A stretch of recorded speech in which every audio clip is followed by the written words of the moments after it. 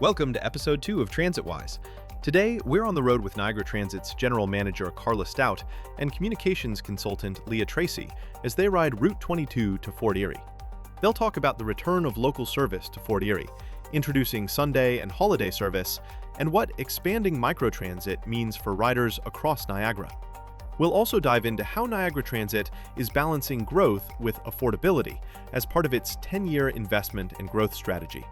For more details about the master plan, visit niagaratransit.ca, where you can explore interactive maps to see what's ahead and tell us why transit is important to you. Now, let's hop on the bus with Carla and Leah. So why don't you tell us what the 10-year investment and growth strategy plan is all about? Well, so it's a 10-year plan. It's not like a 40 or a 50-year, plan where, you're blue skying, things that may happen or could potentially happen. The 10-year growth and investment strategy, which we're calling our master plan, is really a much shorter look at what's possible in Niagara over the next 10-year span. So the plan is actually 3 phases.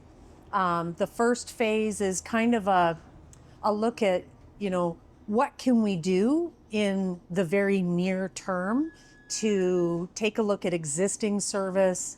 How can we change service and expand within what we have available to us now, which would include the number of buses, the number of routes, our garages. What can we do with what we've got? Phase 2, which is kind of around that 2028 to 2030 kind of period of time, is a little bit more about growth, right? So it's more about regionalization. It's about creating regional routes and starting to support those routes in communities that have the ridership that now need buses. And then also looking at initiating some more expansion with regards to the fleet, as well as garages, right? The garages are going to have to get bigger. The more buses we buy, the more service we put on the road.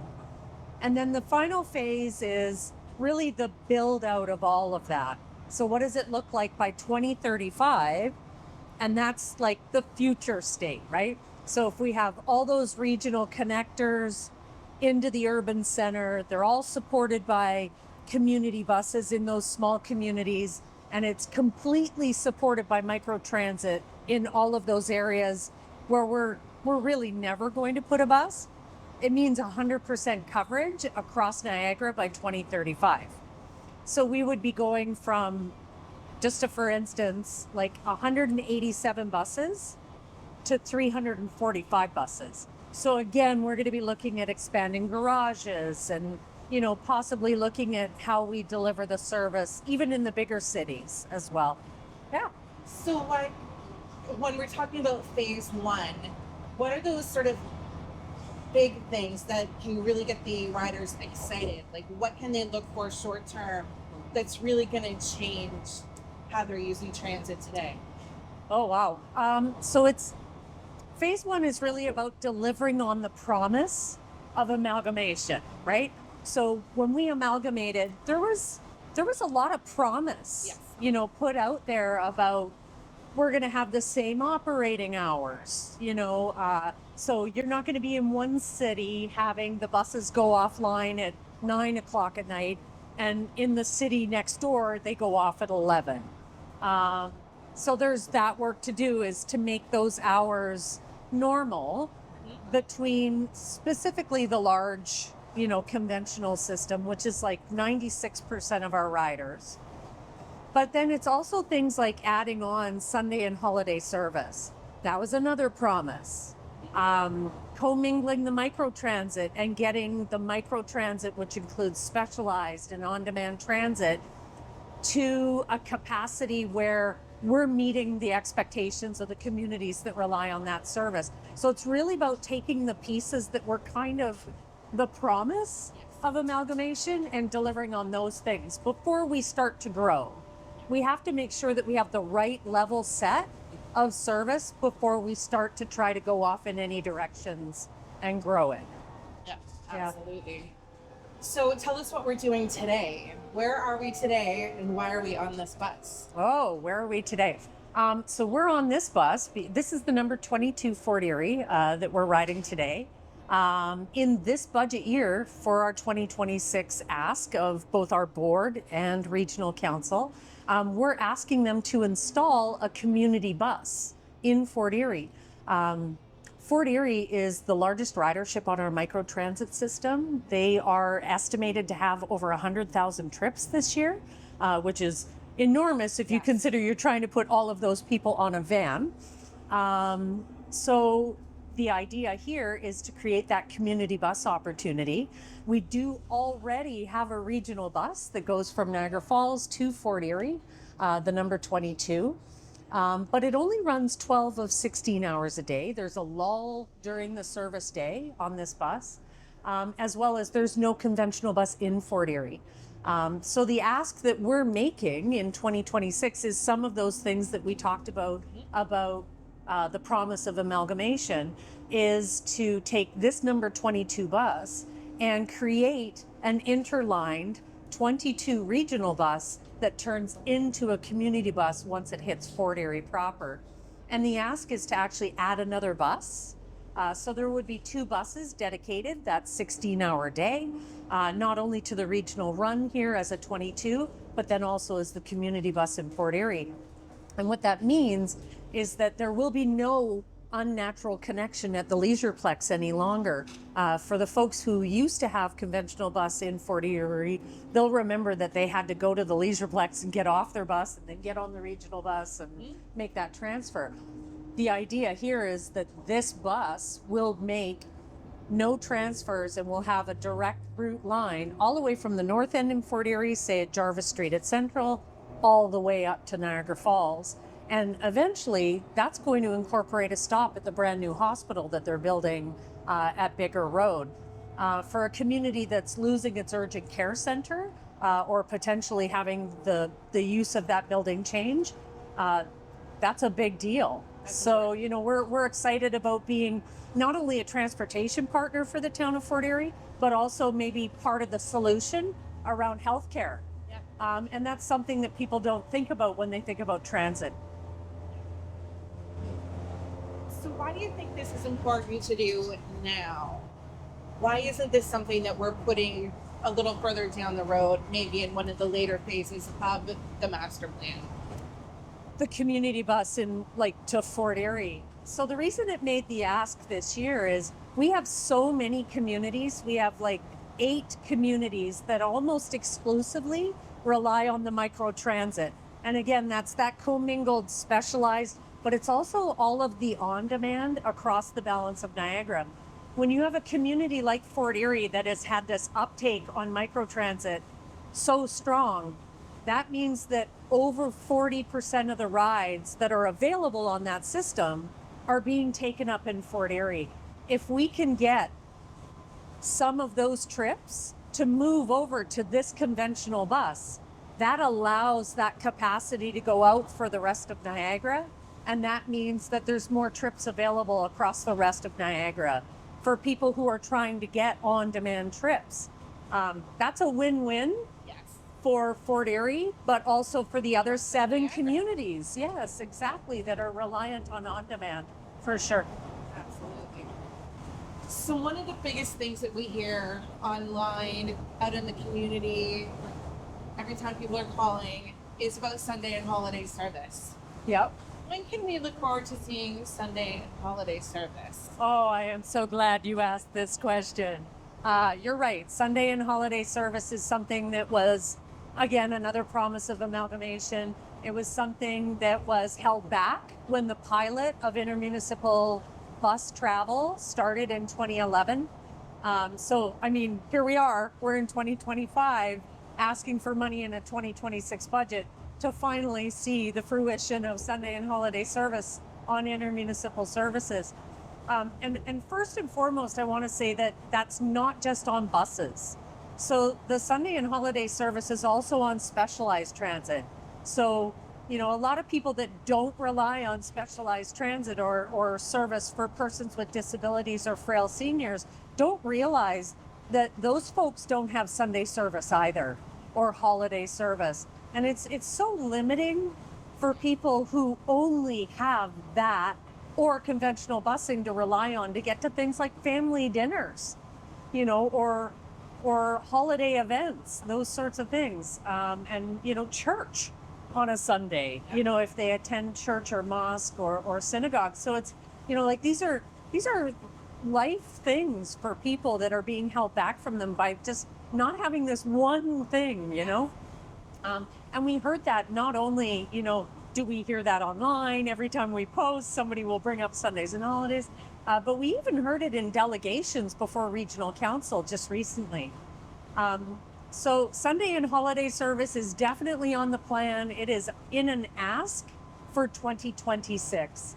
And we want to install that by fall 2026. We have the buses to do it. We have the vehicles and specialized to do it. It really is just about getting the operating dollars, which includes drivers and fuel, to make that a reality on the whole system.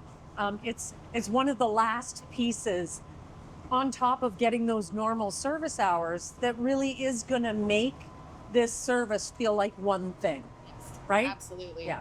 And so when we're talking about how important it is versus a false start, can you just talk a little bit more about maybe why that timeline it makes sense as starting it sooner, given the demand is so high for it? Sure. What we do in transit is we introduce new service and we introduce things around our signups, around our unionized workforce, around our budget. What can we afford? We're asking for quite a bit of service in that May timeline. And we have 3 signups a year, so January, May, and September. So obviously, when you're asking for things, you're not going to commit to starting them in January because that would give us 0 time to get these things on the road. So really your only options are to start a new service level in May or to start it in September. The Fort Erie community bus, we're asking for a May start. We're asking for a May start to bolster some of our specialized transit services in Niagara Falls and in St. Catharines, which are currently not meeting, the community need. So we're starting slow. Sundays and holidays is a big ticket item. It is an expensive item, and so we're introducing it in September to ensure that we're not asking regional council, and we're not asking the property taxpayers to overinvest in something that, number one, is going to take some time and planning to get on the road, but also it is a big ticket item for sure. Yeah, and I think it's important for the people that are viewing this to understand that it's not, well, how about you just, right? There's so much that goes into things before we just, roll it out, right? There's the workforce and all of that kind of. And the technology. Yes. So all of the technology on this bus determines what it says on the front of the bus, how, the fare boxes, how they recognize things. Do they recognize days of the week? They're all programmed to not recognize Sundays on an intermunicipal route. That's all back of the house things that we need to get organized from the time that the budget is hopefully passed with regards to adding Sundays and holidays to we're ready on the road. Not only do we have the buses and the technology and everything's ready to go, but our workforce is ready to take on that extra work as well. Yeah, absolutely. Yeah. So what gets you excited when you're talking about the master plan? Oh my gosh. What gets me excited about the master plan? I think for me, it's really about the expansion to communities that have never seen a bus on Main Street before. When we start talking about adding community busing, when we start adding a 40-foot bus in a community that has never had that level of public transit before, that's what gets me excited. I'm thinking about communities like your Lincoln, Niagara-on-the-Lake, Grimsby. Those communities have never had a bus like this one, serving their community. That's what really gets me excited, is about, like, by the time we get there, they should have already demonstrated the ridership on having that extra capacity in the microtransit that will support a bus like this, as well as, this is community changing. And that's what, really excites me, is about the opportunity to change community for people who, may or may not be taking full advantage of employment, education, recreation inside or even outside their community now. So yeah, I think it's community transformation for Absolutely. sure. Yeah. And even when you start talking about the transformation, even just the transformation that we're seeing in our ridership and the types of people that are riding, Yeah. it's not just underprivileged anymore. It's people that are trying to get to work and those kinds of things. So And do you that want to talk about that demographic has changed almost from day one of the amalgamation. We got back to pre-COVID ridership in our first year. Only 86% of Canadian transits are back at pre-COVID levels in their ridership. We got there year one. There's such a demand out there, and it isn't just folks who, maybe financially are dependent on the bus. We're at over 40% of our ridership is now workers. These are adult-aged people who are using transit to get to work, to get to school, to get their child to daycare. The demographic of Niagara Transit is changing, and it's changing year over year in real time. We had a 13% increase in ridership from the time that we introduced the harmonized fare in July. And predominantly, those folks are people who are just using the bus like you would use your personal vehicle, right? So it is changing. Yeah. Absolutely. So with the introduction of the community bus in Fort Erie, what's the plan for stops, routing in this area? Oh, yeah. So, obviously Fort Erie for, I think, the last 4 years has been reliant on microtransit, right? So we know that prior to that, the heaviest ridership was always on what we can call the east route, right? So that would be like Bridgeburg, Garrison Road, down here to the actual Leisureplex connection to the IMT bus that we're on right now. So the idea would be to mimic essentially what that old route, had going for it, which was, it made the regular stops that you would expect it to make around things like a library, that sort of thing, town hall, the Leisureplex, the twin pad rink. So we're definitely going to be doing that. One of the things that, or the constraints of doing that and interlining it with the 22 is making sure that, we have enough stops so that people can, walk to the bus stop and, get that coverage that we want.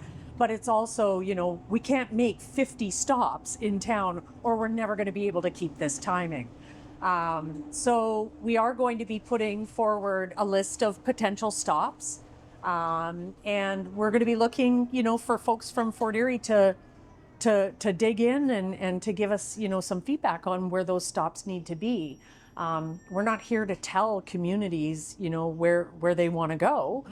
We're going your way. We're not telling you where to go, kind of thing. So I think it will be a great opportunity before that May initiation date, if we're successful at budget, to say this is where we think we want to put bus stops.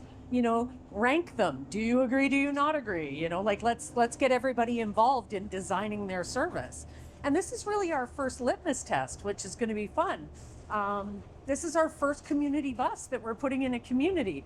So Fort Erie is kind of it's our testing ground for this as well. So I expect Fort Erie to come out and have a lot to say. That's great. But, we're going to be always coming back for that feedback, how's the route going? How is it performing? Did we miss the mark on a stop? That's another thing that people don't think about. Like when you put a bus route in like this, you're asking us to construct, in this case, potentially 20 bus stops. They all have to be, accessible. They have to be, constructed. They have to be signed. There's a lot of time and expense that goes into those things that I don't think people really remember. Yeah. Yeah. So we've talked a lot about Fort Erie. We've talked a lot about the regional connections with the Sundays and holiday services and that kind of thing. What do the folks in the West End have to look forward to? Oh, right on. Well, hopefully more service. The whole idea of doing this community bus in Fort Erie is to free up that capacity, right? So by capacity, I mean more trips available on the contracted service that is provided to us by Voyago. So that's specialized transit for persons with disabilities who are registered on that service, but it's commingled with the on-demand trips too. We've heard from West Niagara, it's hard to get a trip. People are booking days in advance, and that's not convenient. If I want to go shopping today, I want to go shopping today. And really, if I had a bus in my community, I could just get on the bus and go shopping today. That's not the normal, and that's not the reality for people on microtransit.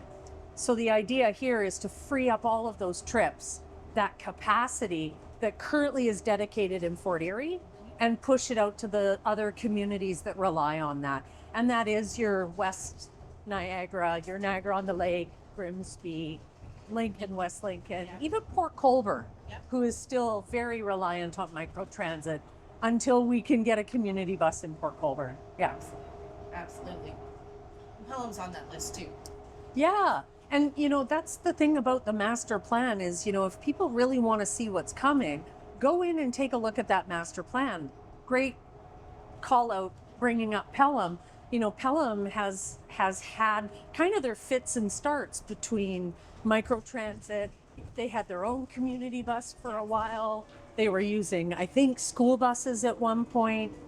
In the master plan, the reorganization of the Welland network is going to tie the town of Pelham to the city of Welland by buses like this. It will provide that convenience and coverage that they don't have right now and that they're asking for on vans that are coming with the bus. So that's exciting. It is exciting. So it sounds like the master plan really is all about the word connection. Yes. Connection. Yep. So it doesn't matter what time of day you're connecting. It doesn't matter where you're connecting. Right. It's all about improving those connections. Yeah, and it's really about taking somebody, who may live rurally or, in an underserved area and giving them that first mile, last mile, option of potentially microtransit, but connecting them to a bus. And that's what microtransit is supposed to be. It is not supposed to be in place of conventional bus. It's to support conventional bus. So again, when we add a community bus, like we're going to here in Fort Erie, hopefully, vans are going to take you to a bus. Because if the bus can get you there, the van is going to take you to a bus. If the bus can't get you there, then your first mile, last mile really is going to stay on the van. But it's about that connection between those two levels of service and making it make sense for the rider. Yeah, that multimodal experience. Absolutely. So you're not limited by the type of vehicle you're on because the system is all working together. Yes. Yeah. Yep. Yeah, absolutely. That's the dream, right? Yeah, for sure. So if you had some parting thoughts for our viewers today, what would those be? I'd love to say patience, but I'm the worst one. I'm the worst one to advocate for patience. I think I'm probably the most impatient person in the world when it comes to really seeing the fruition of all of this planning come together. But, and I'm being a bit facetious, but obviously patience, right?